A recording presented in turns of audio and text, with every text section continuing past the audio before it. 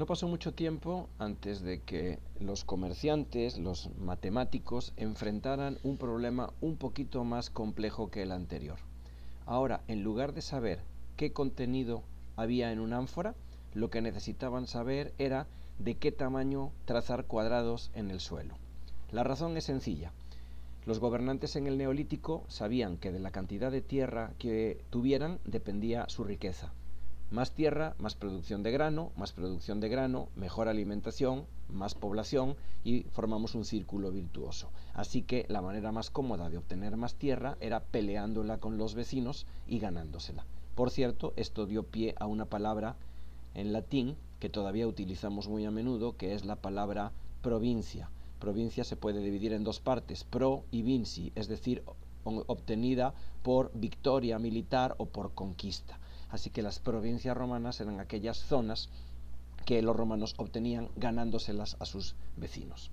Entonces, un líder en el Neolítico, un líder en los primeros imperios, lo que hacía era prometer a quienes pelearan una guerra por ellos una serie de territorios. Imaginemos que les han prometido una superficie de 16 unidades cuadradas.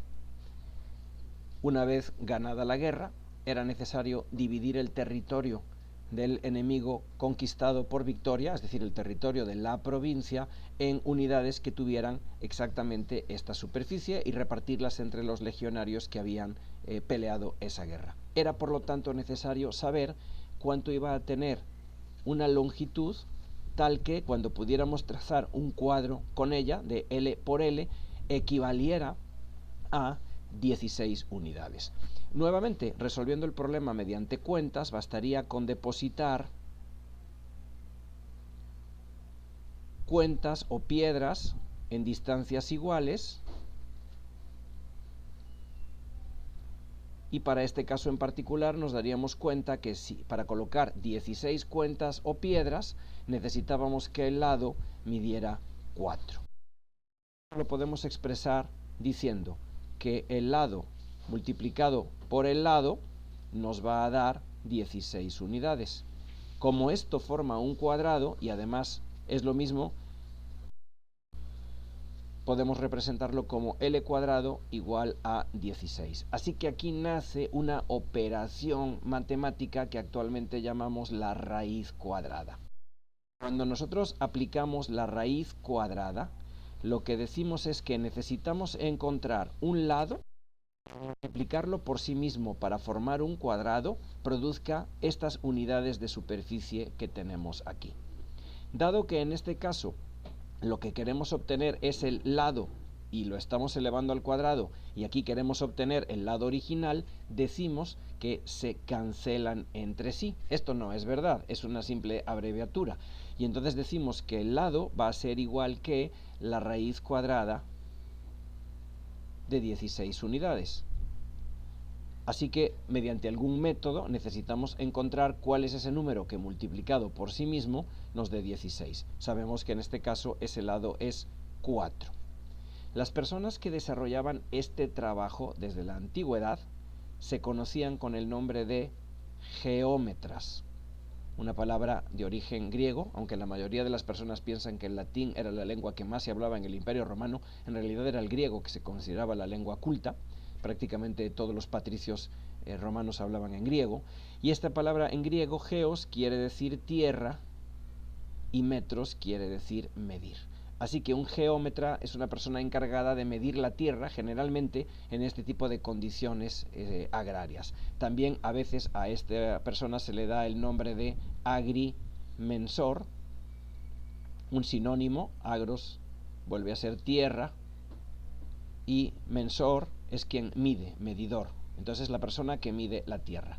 En la actualidad a las personas que realizan este trabajo solemos llamarles topógrafos, aunque en realidad el trabajo que hace el topógrafo es un poquito más complejo, porque en griego topos quiere decir forma y grafos quiere decir dibujar. Lo que hace un topógrafo es dibujar la forma que tiene un terreno. Como para dibujar la forma necesita medirlo, consideramos que un topógrafo es un agrimensor o geómetra. Muy bien, así que pongámonos nuevamente en el caso de la promesa que se le hace a estos militares, a estos legionarios romanos, donde se les dice que,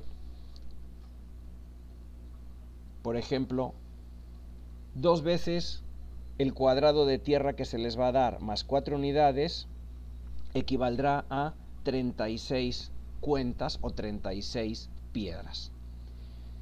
De entrada, lo primero que desarrollaron los matemáticos o los geómetras fue la idea de decir, olvidémonos por un momento de esto que está al cuadrado y cambiémosle de nombre, encerrémoslo en una metafórica ánfora. Y entonces decimos, 2 veces lo que contiene esta ánfora más 4 unidades equivale a 36 unidades. Observen por favor que esta es una ecuación o igualación similar a la que los comerciantes musulmanes desarrollaron después para poder encontrar el contenido del ánfora. Así que se aplican las mismas reglas. Sabemos que lo primero que hay que hacer es deshacernos de las sumas de aquello que está sobrando. Así que quitamos 4 unidades en el lado izquierdo y de la misma manera quitamos 4 unidades en el lado derecho. Por supuesto, en el lado izquierdo no vamos a ver nada y lo que vamos a encontrar es que 2 ánforas equivalen a 36 menos 4 unidades. Nuevamente, la regla de memoria, el truco, es decir, que lo que está sumando pasa restando, aunque sabemos que eso no es cierto.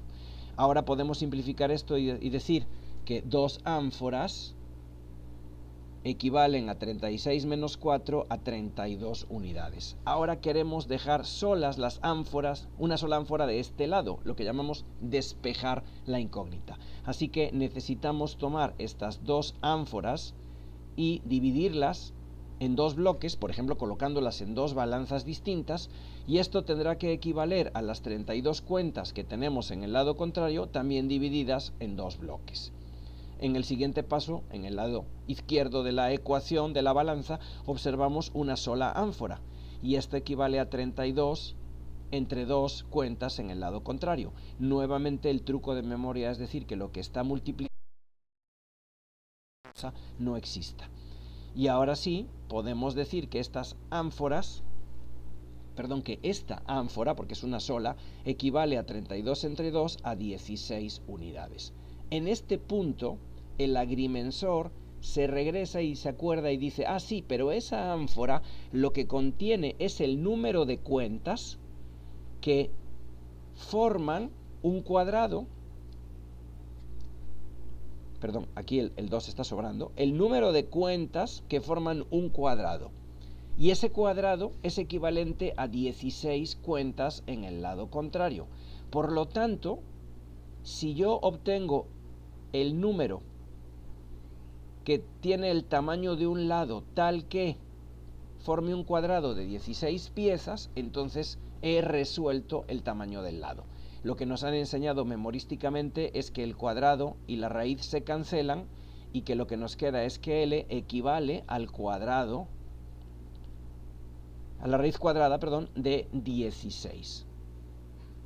Esto en realidad no existe, lo que estamos haciendo es obteniendo la raíz cuadrada de ambos lados, es decir, al saber que el número de cuentas que tenemos aquí equivale a 16, las formamos para generar un cuadro con ellas, y claramente esto equivale a 4 cuentas, exactamente el número de cuentas del que partimos acá arriba. Esto nos da una nueva regla para nuestra álgebra. Ya habíamos visto que en el paso número 1 nos deshacíamos de las sumas o de su equivalente, las restas. En el paso número 2 sabíamos que nos deshacíamos de los productos o su equivalente, las divisiones. Pues bien, ahora tendremos un paso número 3 en el cual nos vamos a deshacer de los exponentes o potencias, como se les llama habitualmente, o de su equivalente, las raíces. Generalmente el mnemónico, la regla que te hacen aprenderte de memoria en secundaria, es la contraria. Primero las potencias, luego los productos y por último las sumas. En el siguiente video entenderemos el por qué este orden funciona inverso.